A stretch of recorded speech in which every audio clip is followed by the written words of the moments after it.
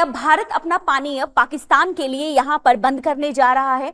हमारे प्रधानमंत्री जी ने एक बार कहा था कि यहाँ पर ब्लड एंड वाटर दोनों एक साथ नहीं बह सकते। क्या वो लाइन अब वाकई ही सच होने वाली है? 1960 में हुए सिंधु वाटर समझौता, जो हमारा सिंधु जल संधि है, इंडस वाटर ट्रीटी, क्या उसका प्रावधान, क्या वो संधि बिल्कुल खत्म होने वाली है?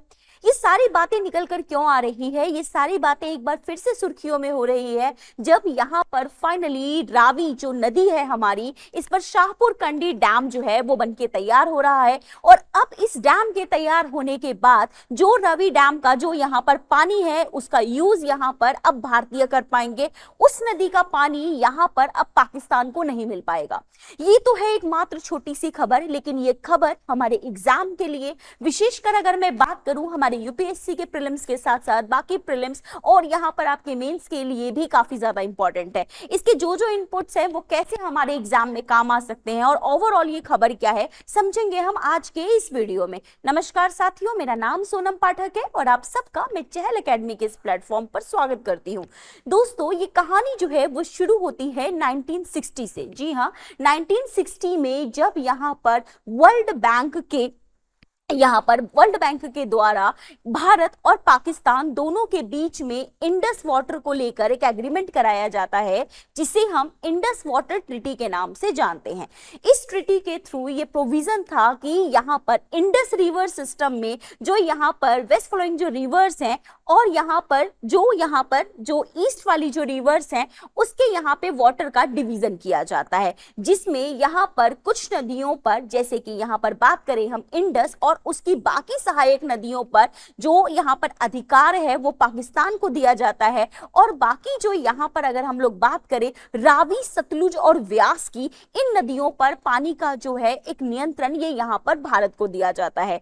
यहाँ पर इसी के संदर्भ में ये बात होती है कि जो इंडस की जो ट्रिब्यूटरीज हैं उस पर इंडिया किसी भी तरीके का कोई भी डैम नहीं बना सकता।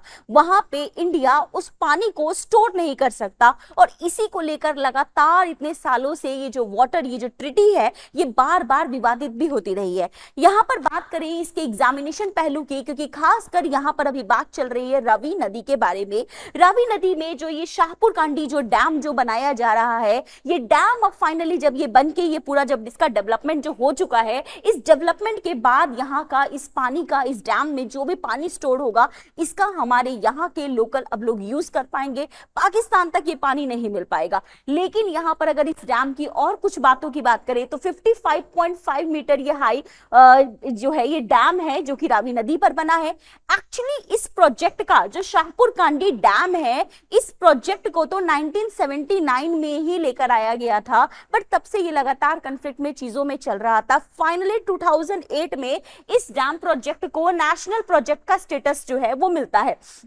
यहाँ पे अब ये मैप है इंडस और उसकी ट्रिब्यूटरीज के बारे में, जिसपे ऑलरेडी यूपीएससी में 2020 में प्रीलिम्स में क्वेश्चन आ चुका है। यहाँ पर अगर आप देखेंगे तो इंडस और उसके साथ झेलम, चिनाब, रावी, सतलुज और यहाँ हमने व्यास रिवर को देख लिया है। जिसमें यहाँ पे जब ये क्वेश्चन आया था दोस्तों, तब ये पूछा गया था कि ऐसी कौन सी रिवर है जो तीन मतलब इसमें पानी गिरती है और लास्ट में उससे जाकर जो मिलती है।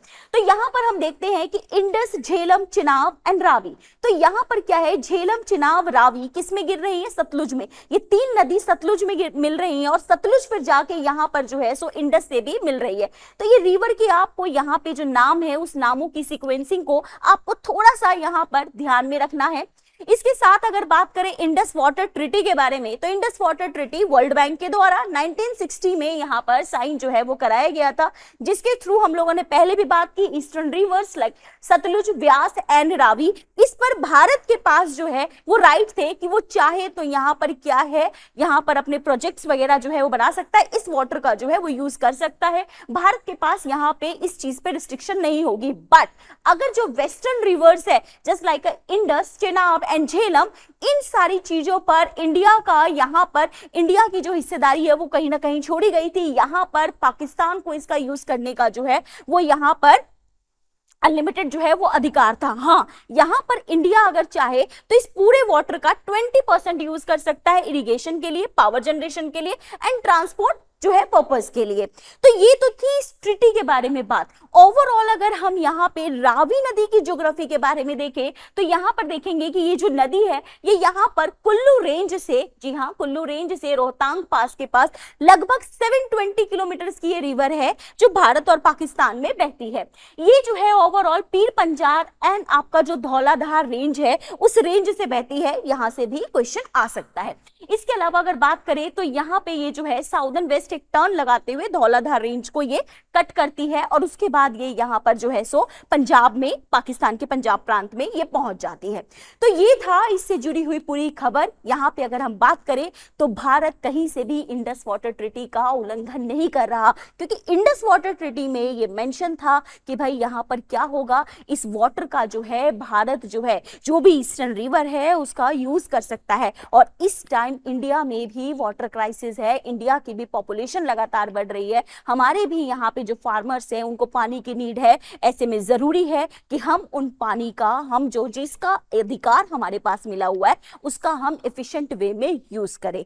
तो इसके थ्रू यहाँ पे कि पाकिस्तान के लिए क्या पानी बंद कर दिया गया है, ये बात पूरी तरीके से सच साबित नहीं होती। बाकी आपका इस बारे में क्या थॉट है, just let us know in comment section. फिलहाल इस वीडियो में इतना ही है। Thank you very much. जय हिंद।